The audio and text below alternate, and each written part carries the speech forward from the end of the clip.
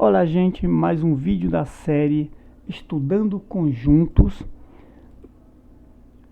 E para isso nós adotamos, como já dito, o livro de Gelson Iese e Carlos Murakami. Dando continuidade, nós vamos agora estudar os conjuntos iguais. E só reforçando, eu quero dizer que essa numeração, essas marcações, elas obedecem às marcações do livro, tá? Então nós estamos no tópico 25, onde o autor diz: dois conjuntos A e B são iguais quando todo elemento de A pertence a B e, reciprocamente, todo elemento de B pertence também a A. Na sequência, o autor expressa a seguinte afirmação: A é igual a B. Esse símbolo aqui você vai ler assim: se e somente se o que está à sua direita aqui acontecer. Então, só dessa forma aqui que A é igual a B, tá bom? Aqui é um símbolo que você aprende lá na lógica. Então, olha só, o que é que tem que acontecer para A ser igual a B? Para todo x, esse A viradinho para cima assim, ele significa todo x. Para todo. Logo ficará: para todo x, se e somente se x pertence a A, então x pertence a B. Essa afirmação torna A igual a B. O que ele está dizendo aqui através de símbolos é o que foi dito aqui em cima. Então é muito interessante dar uma estudada em lógica, porque muitos símbolos utilizados nos livros, quando eles fazem algumas declarações, vêm lá do estudo da lógica. Esse aqui é um deles. E significa se e somente se. Isso aqui é verdade se e somente se acontecer isso aqui tudo, tá? E o que é isso? O que é que significa isso? Significa dizer que se todo elemento de A pertence a B, A só é igual a B se também todo elemento de B pertencer a A. E aí eu tenho aqui, primeiro exemplo. Eu tenho um conjunto do lado esquerdo, que é o conjunto que tem os elementos A, B, C e D. E do lado direito eu tenho um outro conjunto que tem os elementos D, C, B e A. E eu afirmo que esses conjuntos são iguais. Então veja, a ordem é o que menos importa. A ordem não importa quando você está dizendo se um conjunto é igual ou não, certo? Se eu pego esse conjunto que está à direita do sinal de igual, eu percebo que ele tem o elemento A e o conjunto à esquerda tem o elemento A. Ele tem o elemento B e o conjunto à esquerda também tem o elemento B. Ou seja, todos os elementos desse conjunto estão nesse conjunto à direita. E todos os elementos do conjunto à direita, independente de estarem ordenados ou não, também estão ou pertencem ao conjunto que está à sua esquerda. Então, eles são iguais. Próximo exemplo. 1, 3, 5, 7 e 9. E aí eu tenho reticências, significando que esse conjunto é infinito. Então, esse conjunto que possui esses elementos aqui, ele é igual ao conjunto que tem x, formado por x, tal que x é inteiro, positivo e ímpar. Vamos ver se é verdade? Esses números que eu citei aqui são números inteiros? São. Apesar de eu não ter números negativos dentro desse conjunto, ele é um número inteiro. Ele é como se fosse parte do conjunto inteiro. E ele é positivo, e isso não tem números negativos aqui. Então ele é um número positivo. Só que ele não tem a sequência 1, 2, 3, 4, 5. Então o que acontece? Por que não tem? Porque ele é ímpar. Então, vejam que eu tenho 1, 3, 5, 7, 9, infinito. Então é verdade. Esses dois conjuntos aqui são iguais. O próximo conjunto diz que o conjunto da esquerda é formado por x, tá o quê? 2x mais 1 é igual a 5. E esse conjunto, com essa propriedade, com essa característica, ele é igual ao conjunto unitário que tem 2 como elemento. Para vermos isso, vamos resolver a equação que é a lei de formação desse conjunto aqui à esquerda. Então, eu tenho que 2x mais 1 é igual a 5. Foi o que eu fiz. Eu somo menos 1 do lado esquerdo e do lado direito da equação. E aqui fica 5 menos 1, 4. E 1 menos 1 dá 0, e aí ele some daqui. É o famoso passa para o outro lado, a gente escuta muito, com o sinal trocado. Se 2x é igual a 4, eu tenho que x é igual a 2, porque o único número que eu posso substituir aqui, colocar no lugar do x, que dá 4, multiplicando, é 2 vezes 2, 4. Portanto, do lado esquerdo, esse conjunto é um conjunto também unitário, que tem como elemento o número 2. Então, gente, essa coisa de dizer que a ordem não importa, voltemos ao exemplo 1, pode ser visualizado aqui através de diagramas. Eu percebo que no diagrama eu tenho tudo embaralhado aqui. Então, por conta disso, não significa dizer que o conjunto que está representado aqui acima seja diferente do conjunto que está aqui abaixo. Então, essa ordem não tem problema algum. Imagine que dentro de uma caixa você tem elementos A, B, C e D. E dentro de outra caixa você tenha os elementos A, B, C e D também. Então, provavelmente, a ordem ali, a arrumação vai estar diferente. Mas você pode afirmar que as duas caixas são iguais. Ou seja, que os conjuntos são iguais. Porque para isso, basta que eu olhe os elementos de um conjunto. Se todos os elementos do conjunto de cima, horas, no conjunto de cima eu tenho A, B, C e D, estiverem no de baixo, estão. E o de baixo, todos os elementos do conjunto de baixo, estiverem no elemento de cima, que estão, então esses conjuntos são iguais. Observemos ainda que a repetição de um elemento na descrição de um conjunto é algo absolutamente inútil. Não é necessário repetir elementos iguais dentro de um conjunto para representar um conjunto. Então vejamos. À esquerda eu tenho A, B, C, D como elementos de um conjunto. E à direita eu tenho A, B, B, C, D, D, D, D, D. Ou seja, eu tenho elementos iguais se repetindo. Isso é desnecessário. Isso não tem valia alguma no estudo do conjunto. Eu não preciso representar os elementos repetidos, colocando-os no conjunto mais de uma vez. Certo? Se A não é igual a B, escrevemos A diferente de B. Esse símbolo aqui é o símbolo de diferente. É o símbolo de igual cortado com essa barra aqui. O símbolo de igual e o símbolo de diferente já são velhos conhecidos e nos acompanham, acredito eu, desde o nosso ensino primário. Então eu tenho aqui A, B, D, são elementos do conjunto representados à esquerda do sinal. Eu estou dizendo que ele é diferente do conjunto à sua direita, que é representado pelos elementos A, B, C e D. E eu percebo que o que torna esse elemento diferente é apenas a existência, vejamos no diagrama, de um elemento C, que pertence ao conjunto aqui de cima, ou à sua direita, e ele não pertence ao conjunto do diagrama de baixo, que é o conjunto da esquerda.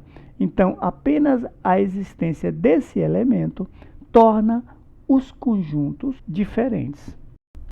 Continuando. Nós vamos agora estudar subconjuntos. E vamos ver a definição de subconjuntos que o livro nos traz. Vejamos. um conjunto A é subconjunto de um conjunto B, se e somente se, olha o aparecimento da expressão se e somente se, todo elemento de A pertence também a B. Portanto, se eu tenho dois conjuntos e eu percebo que todos os elementos que estão dentro do conjunto A, eles também estão dentro do conjunto B, significa dizer que o conjunto A é um subconjunto do conjunto B. E aí eu tenho o seguinte, com a notação A, aí tem esse símbolo aqui que parece um C. Esse símbolo é o símbolo de estar contidos, significa isso, é um símbolo de inclusão. Está dizendo que A está dentro de B, A está incluso em B. Então vejam só, com a notação A está contido em B, indicamos que A é subconjunto de B. Então dizer que é um subconjunto, consequentemente, é dizer também que A está contido em B. Ou A é parte de B. Então eu posso dizer que A está contido em B, que A é subconjunto de B e que A é parte do conjunto B. E para isso, eu utilizo o sinal de inclusão. Este sinal que parece com a letra C. Bom, você pode encontrar nos livros a seguinte declaração.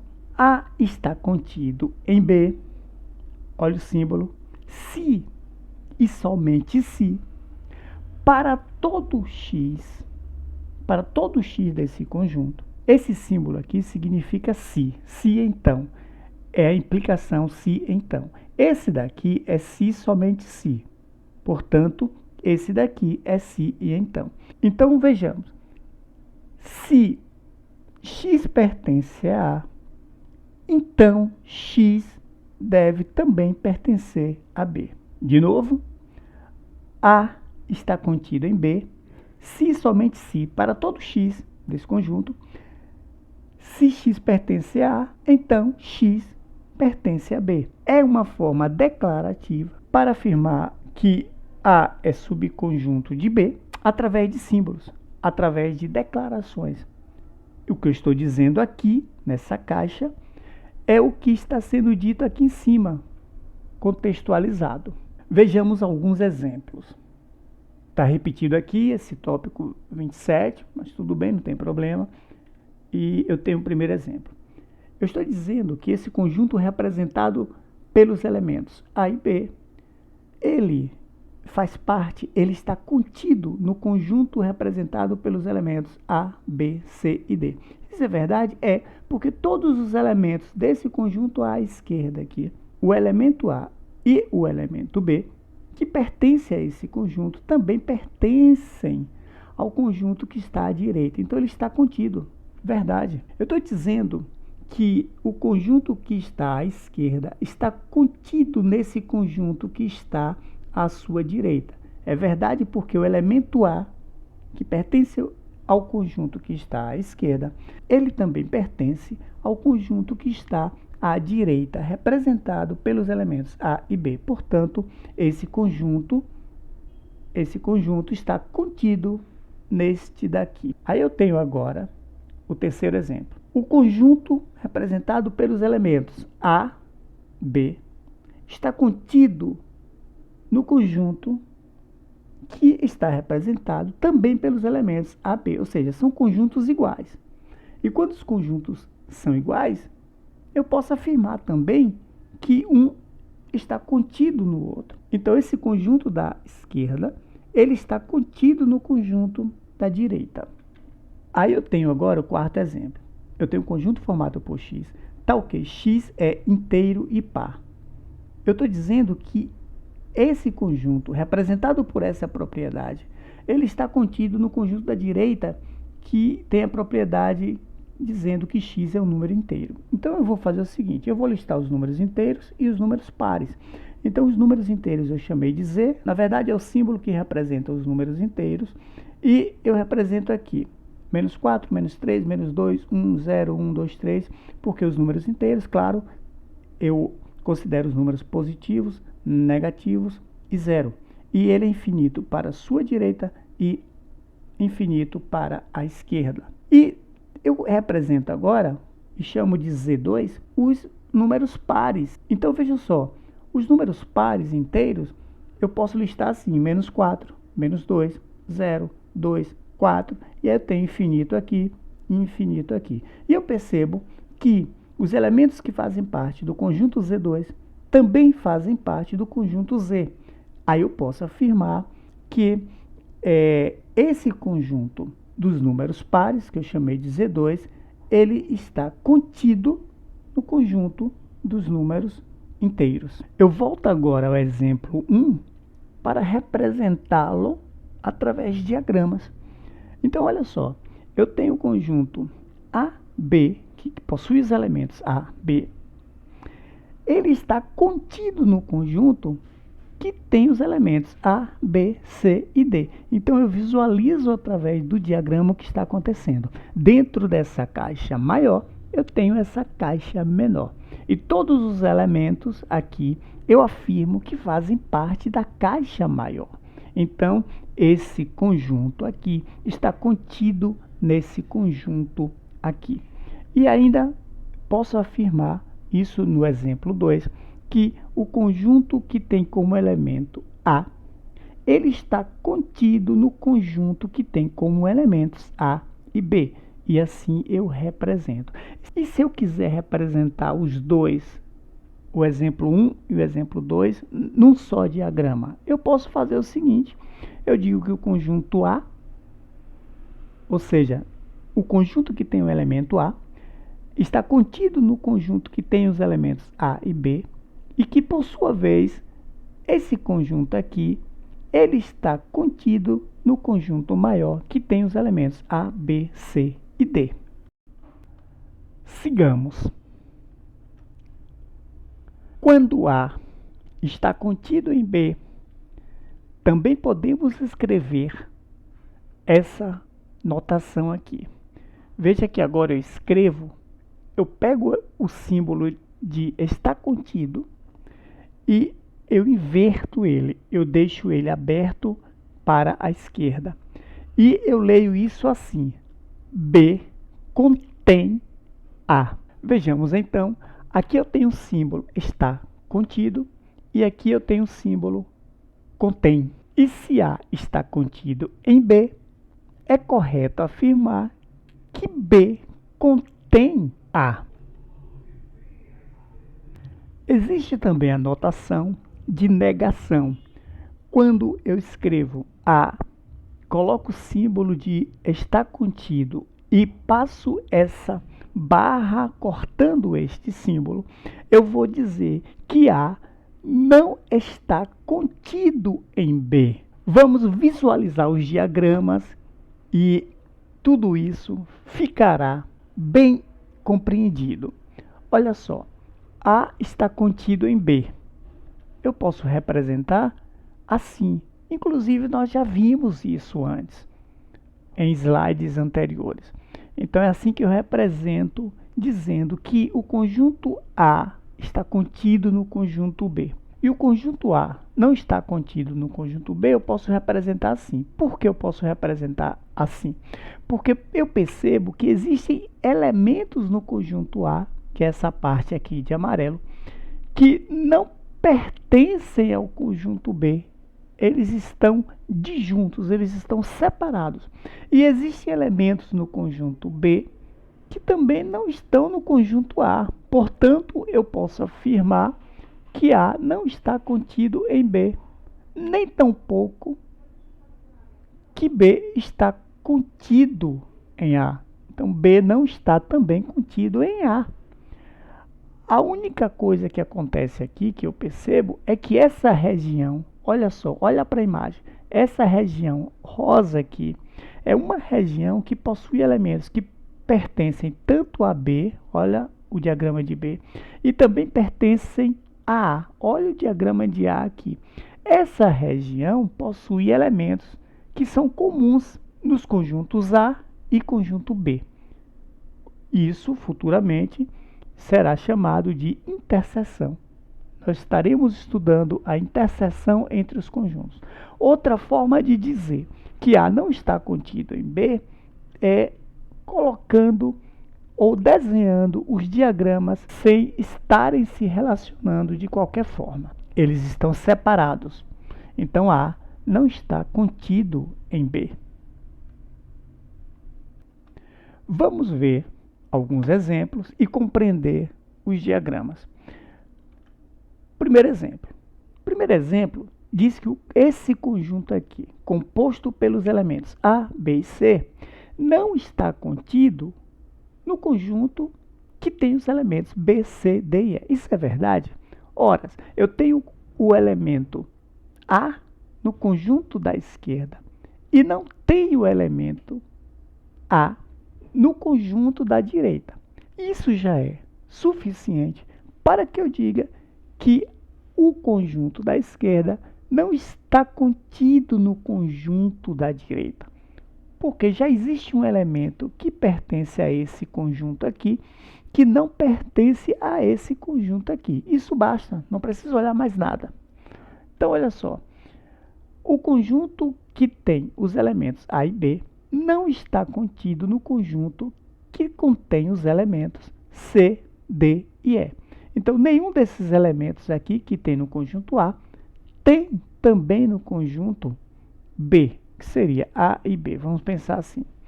Então, olha só, eu já posso afirmar que esse conjunto não está contido nesse conjunto. Bom, terceiro exemplo. É um conjunto formado por X.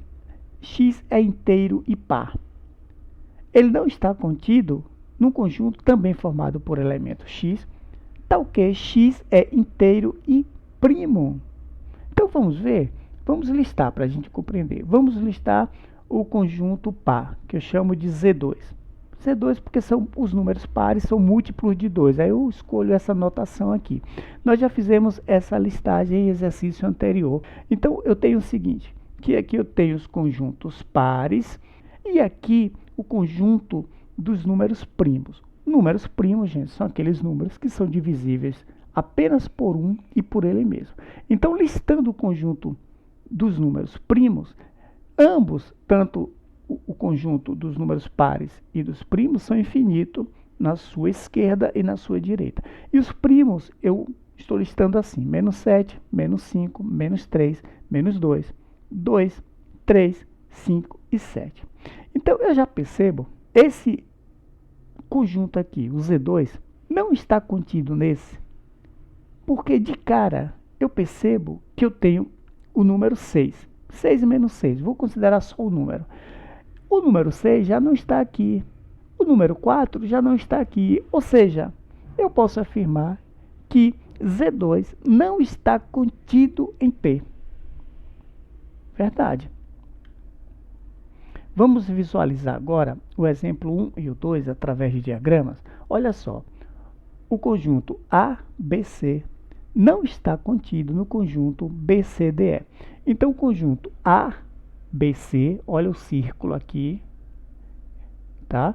Então, esse é o conjunto que possui os elementos A, B e C, vou chamar ele de A, e o da direita eu vou chamar de B. Então, o conjunto B tem os elementos B, C, D e E. Então, veja que BC, ele pertence aos dois conjuntos. Portanto, fica nessa região aqui, que eu chamo de interseção, pertence aos dois. Só que o conjunto A, que é o da esquerda, não está contido no conjunto da direita, que é o conjunto B. Apesar de ter dois elementos que pertencem também a B, tem esse elemento aqui que não pertence ao conjunto B. Isso é suficiente para que eu possa afirmar que o conjunto A não está contido no conjunto B.